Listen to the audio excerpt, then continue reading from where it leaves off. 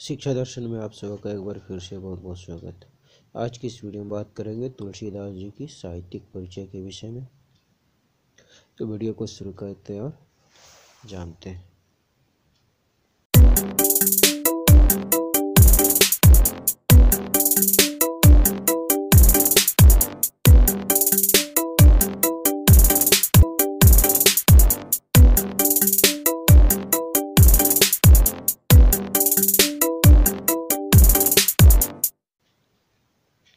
तुलसीदास जीवन परिचय।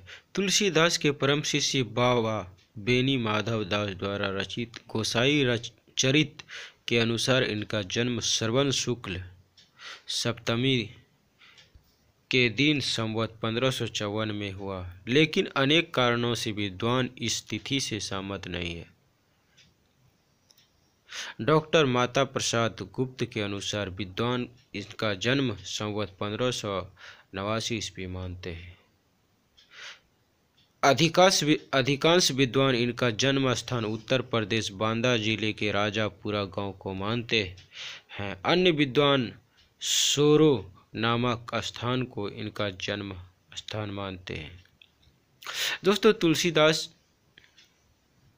जी का जो जन्म है वह परम शिष्य बाबा बेनी माधव दास जी द्वारा रचित गोसाई चरित के अनुसार श्रवण शुक्ल सप्तमी के दिन संवत 1554 में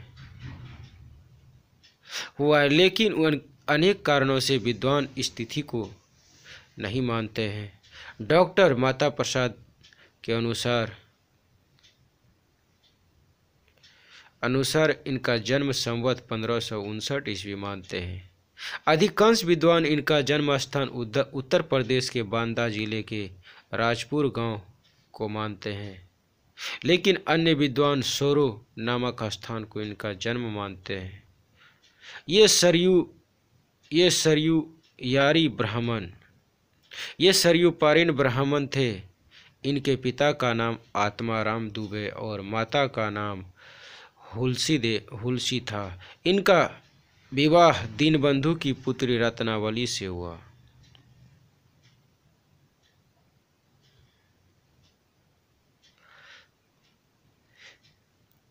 ये सरयू पारीण ब्राह्मण थे और इनके पिता का नाम आत्माराम दुबे और माता का नाम हुलसी था।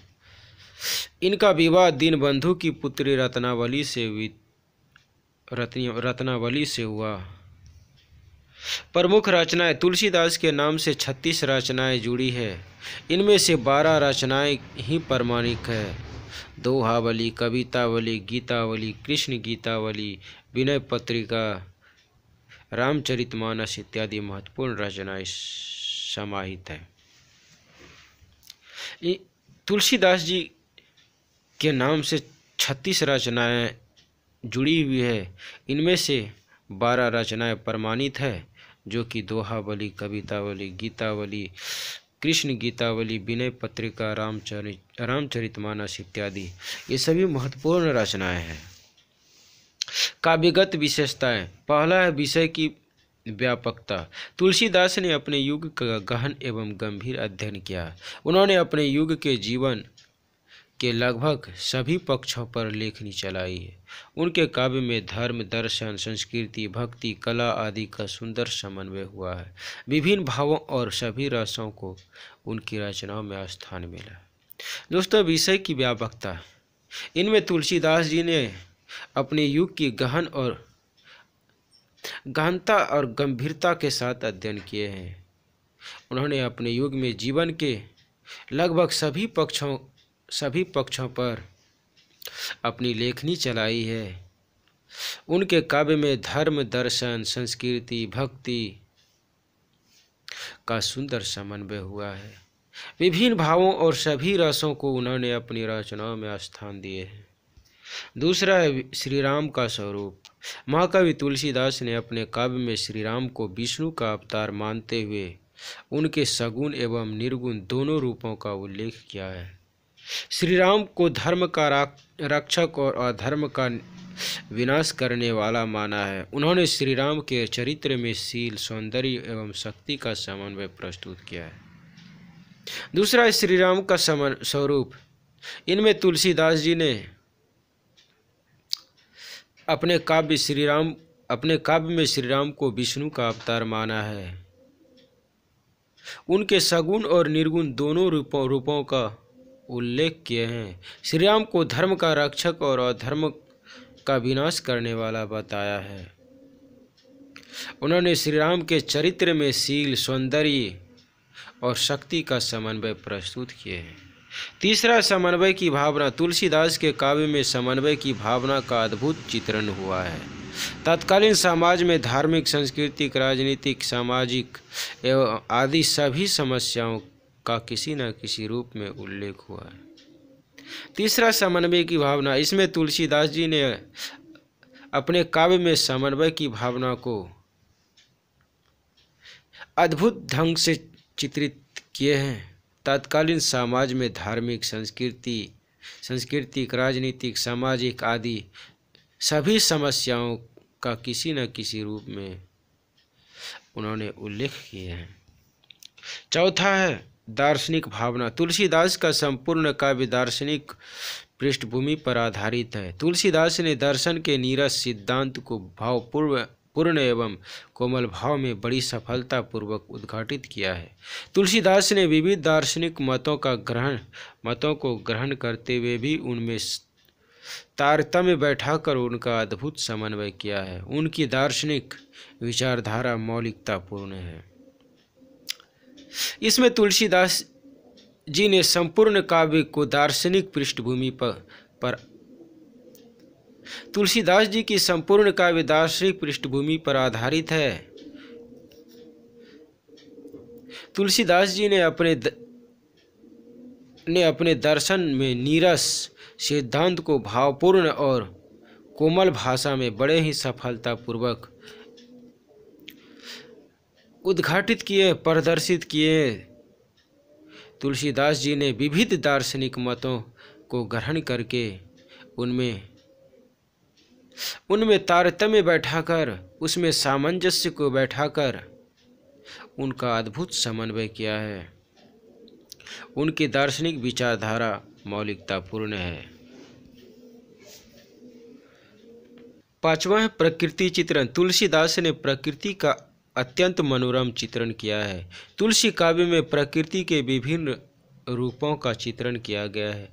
उनके काव्य में वन, नदी, पर्वत, पक्षी आदि का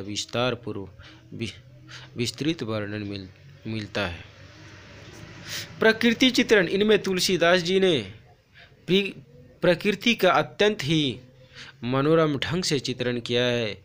तुलसी की काव्य में प्रकृति के विभिन्न रूपों का चित्रण हुआ है। उनके काव्य में नदी, पर्वत, पक्षी आदि का विस्तार पूर्वक वर्णन मिलते हैं।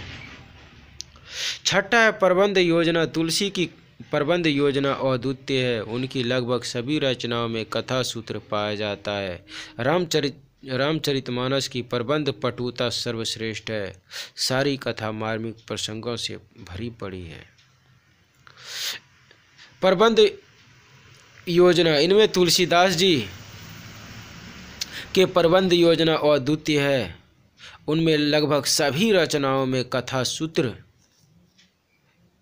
मिलते हैं। रामचरितमानस की प्रबंध पटुता सर्वश्रेष्ठ है। सारी कथा में मार्मिक प्रसंगों से